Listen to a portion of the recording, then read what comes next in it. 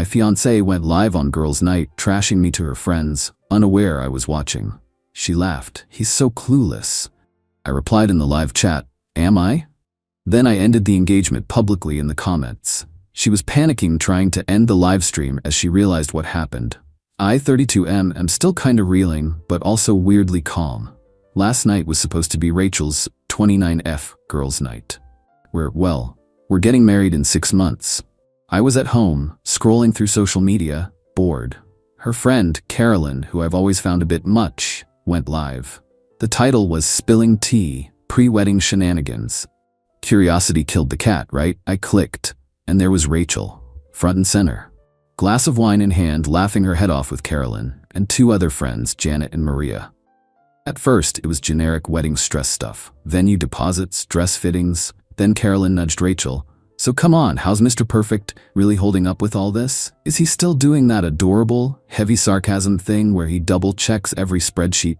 Rachel snorted. Oh my God, Patrick? He's so clueless. Thinks this whole wedding is just ticking boxes, budgets, timelines. He has no idea about the real stuff.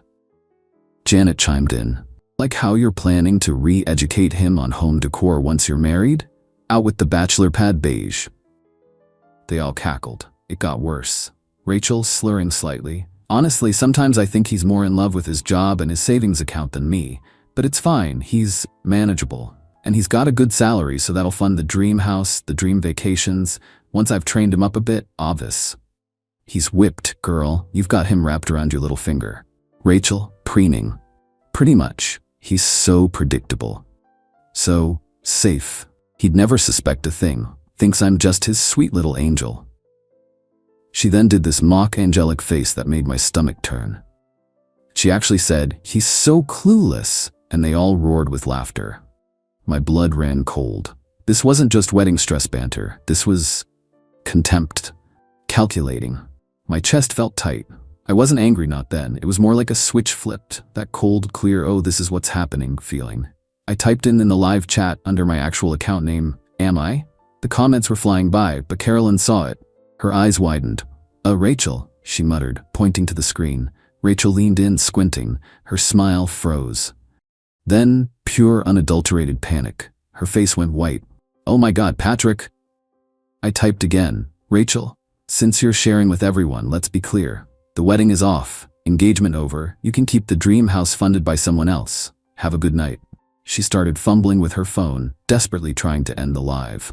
Her hands were shaking. Carolyn, stop it. End the stream. End it. The last thing I saw before it cut off was her face, a mask of horror, staring at her friends who looked equally stunned. My phone immediately started blowing up. Rachel, her mom, Carolyn. I ignored them, blocked Carolyn, turned off my phone, poured myself a stiff drink, sat there in the quiet. The ring, a custom piece we'd designed, felt heavy on my coffee table where I'd just placed it. 15 minutes later, my doorbell rang. Rachel, mascara streaking, looking like a mess. Her mom, Deborah, was with her, looking furious. Rachel, voice cracking, Patrick, please, it was a joke. Just stupid girl talk, it didn't mean anything. Deborah, stepping forward, young man, you have humiliated my daughter. Over a silly prank, you can't just call off a wedding in a comment section. I looked at Rachel. Was it a joke when you said I was clueless? Manageable? That my only value was my salary? No, I mean, yes, I said it, but it was the wine, and Carolyn egging me on. You know I love you. Me, calm? I don't think you do, Rachel, and I certainly don't love the person I just saw in that video. This is outrageous. We have deposits paid, guests invited. You are gonna fix this, Patrick. Rachel is a good girl, she was just letting off steam. Deborah, with all due respect, your daughter publicly humiliated me and outlined her plans to use me. The only thing to fix is disentangling our lives. The wedding is off, that's final. Rachel started sobbing. My dress, the venue, my friends all saw. You've ruined everything. Me? You did that, Rachel, when you decided to broadcast your true feelings to the world. I told them to leave.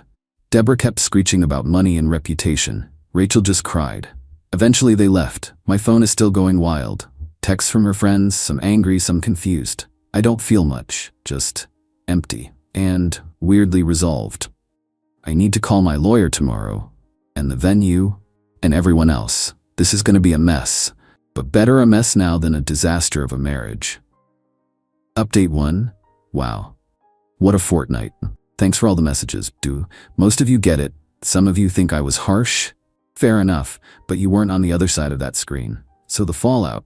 Rachel didn't take final as final. The day after the live stream incident, as I now call it, she and Deborah showed up at my work, my actual office, caused a scene in the lobby. Rachel crying, Deborah demanding to speak to my boss to make him see sense. Security had to escort them out. My boss, thankfully, is a decent guy, heard the short version from me later, and just said, "Handle your personal life, Patrick, but not in my lobby." Mortifying. Then came the demands. Through her newly acquired lawyer, a Mr. Samuel, apparently, I owed her for emotional distress and public humiliation, and for all non-refundable wedding expenses. The sheer audacity.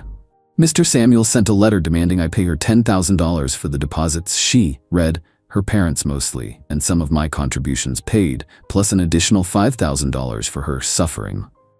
My lawyer, Miss Christine, who is a shark, bless her, basically laughed, sent back a very polite letter stating that Rachel voluntarily and publicly breached the implicit terms of our engagement agreement by, and I quote, publicly defaming and expressing contempt for my client, thereby demonstrating a clear lack of intent to enter into the marriage in good faith.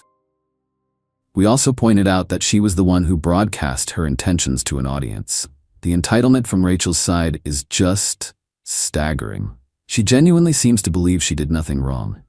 Her main supporter, Carolyn, has been all over social media with vague posts about toxic men, and some people can't handle strong women. Lol. Okay, Carolyn, Rachel's dad, Gregory, actually called me. He's always been a quiet, reasonable guy. He sounded tired. Patrick, son, I know Rachel messed up badly. But it's a disaster. Her mother is beside herself. Can't we find a compromise? Some way to lessen the public shame? I told him respectfully, Gregory, she didn't just mess up, she revealed her entire game plan. There's no compromise on that. I'm out. He sighed, said he understood, but that Rachel was in a bad way. The bad way apparently involves her calling me nonstop from burner numbers. I blocked so many, leaving tearful, then angry, then pleading voicemails. How could you do this to me? Is a common theme. And the dirty tricks started.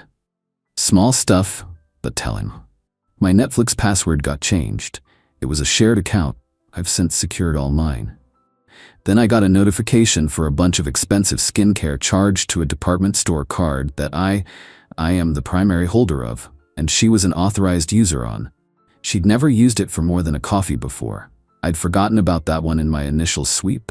Called the credit card company, reported the card stolen, technically unauthorized use now, and disputed the charges. They're investigating. It was over $800 in fancy creams and serums. Like, really? Your life is imploding and you go on a revenge beauty binge on my dime? Miss Christine is already compiling all this. The attempted charges, the harassment at work, the voicemails. She said it paints a picture of someone who is not acting in good faith, which will be helpful if they actually try to sue for those deposits. A couple of our mutual friends have reached out. Some are supportive of me. Others are trying the, she's really sorry, she's just young and dumb angle. Young, maybe. Dumb? Not in the way she meant it. Calculating is the word. The biggest headache is the venue. They're holding firm on the deposit, which was significant, about $8,000, half of which I paid directly. Rachel's parents paid the other half. Her lawyer is arguing I should forfeit my half and reimburse them for theirs because I unilaterally canceled. Miss Christine is arguing that Rachel's actions constituted a fundamental breach, making the contract impossible to fulfill under the original pretenses. It's a stalemate for now. It's draining, I'm not gonna lie. There are moments when I just feel this wave of sadness for the relationship I thought I had. But then I remember her face, laughing with her friends about how clueless I was, and the calm returns. This is damage control. Necessary. Update 2 months later. Alright, buckle up, it escalated. Because of course it did. So Mr. Samuel, Rachel's lawyer, must have realized the emotional distress angle wasn't flying, especially after Miss Christine sent him a compilation of Rachel's, let's call them enthusiastic voicemails and a log of the blocked numbers. Not to mention the security report from my office. Their new strategy? Pure, unadulterated financial warfare with a heavy dose of entitlement. First, the venue. They actually tried to sue me for the full venue cost, arguing I broke the contract. Miss Christine was ready. We countersued for my half of the deposit, citing Rachel's actions as the reason for cancellation. We also had the saved live stream footage, thank you screen recording, and the chat logs. When Mr. Samuel was made aware, we had irrefutable proof of Rachel's statements before I commented, including her explicitly stating her financial motivations. He suddenly became much more amenable to settling the venue issue. Funny how that works. In the end, we both lost our deposits. Annoying, but better than paying for the whole damn thing. Rachel's parents were apparently livid they didn't get their money back from me. Then Rachel and Deborah doubled down on the public humiliation and ruined reputation angle, but this time they got nasty. Someone, and I have my very strong suspicions it was Carolyn, goaded by Rachel, started spreading rumors. Really ugly stuff. They began messaging my female colleagues and friends of friends on social media with fabricated stories about me being controlling, emotionally abusive, even hinting at financial impropriety at my job. Just vile, baseless accusations designed to wreck my personal and professional life. My boss called me in again. This time, he was more concerned. He'd received an anonymous email, surprise, surprise, with some of these allegations. I was furious, but I kept my cool. I explained the situation, the live stream, the breakup, the harassment. I said, this is retaliation, it's baseless. He knows my work ethic, knows my character. He said HR would have to do a cursory confidential check due to the nature of the allegations, financial stuff, which is serious in my field. It was a stressful week, but thankfully it was all dismissed as unsubstantiated. The damage, though, to my peace of mind? Huge. This was the line, the absolute limit. Trashing me to her friends was one thing, trying to bleed me dry financially was another. But attempting to destroy my career and reputation with lies? Game on. All gloves off. Miss Christine was already working on a cease and desist for harassment. After the work rumors, we upgraded. We filed for a restraining order, citing the stalking behavior, workplace, burner phones, the financial harassment, attempted credit card fraud, and now defamation. We included sworn affidavits from colleagues who received the messages and the anonymous email to my boss. The hearing was something else. Rachel showed up looking like butter wouldn't melt, all teary-eyed and victim. Deborah was there, scowling. Carolyn was there too, smirking from the back until the judge told her to sit down and be quiet or be removed. Mr. Samuel tried to paint Rachel as the heartbroken, wronged woman. Miss Christine just played a few key snippets from the live stream. The clueless comment, the manageable comment, the his salary will fund the dream house comment. Then she presented the evidence of the workplace harassment, the attempted credit card fraud, the sheer volume of calls from blocked numbers. When Miss Christine brought up the anonymous emails and messages to my colleagues, Rachel actually whispered, "Carolyn, you weren't supposed to," loud enough for our side to hear. Mr. Samuel looked like he wanted the ground to swallow him. The judge was not impressed with Rachel at all. He lectured her about accountability and the seriousness of making false allegations. He granted the restraining order. Rachel has to stay 100 yards away from me, my home, and my workplace. No contact, direct or indirect. That means no more calls, no texts, no social media messages, and critically, no getting her friends to do her dirty work. Carolyn looked like she'd swallowed a wasp when that part was read out. The look on Rachel's face when the restraining order was granted? Pure shock. Like she genuinely couldn't believe there were consequences. Deborah was sputtering about appealing. As for the revenge part, it wasn't about theatrics, it was about precision. The live stream. That video is saved, backed up in multiple locations. It's a permanent reminder of what she did, and an instant credibility killer for any victim narrative she tries to spin. Financial cutoff. Beyond the initial card cancellations, I made sure every single financial entanglement was severed.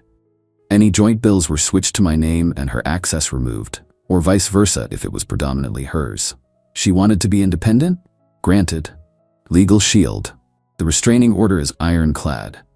Any attempt to harass me now has immediate legal repercussions.